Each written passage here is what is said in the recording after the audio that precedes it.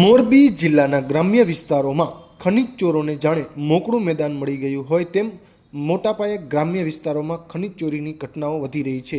હળવદ હોય, વાંકાનેર હોય કે મોરબી તાલુકા, ગ્રામ્ય વિસ્તારોમાં ઠેર ઠેર ખનિજ ચોરો દ્વારા રેતીનું ખનન કરવામાં આવતી હોવાની સતત ફરિયાદો વચ્ચે આજે માનસર ગ્રામ પંચાયતના સરપંચ દ્વારા ખાણ ખનિજ અધિકારીને લેખિત ફરિયાદ કરવામાં આવી છે. તેઓ દ્વારા દાવો કરવામાં આવ્યો છે કે માનસરથી નારણકા તરફ મચ્છુ નદીમાં મોટા પાયે હિટાચી મશીનો તેમજ માનસરથી વનાળિયા તરફના મચ્છુ નદીના પટમાં ખનિજ ચોરી થતી હોવાની ઘટનાઓ સામે આવી છે.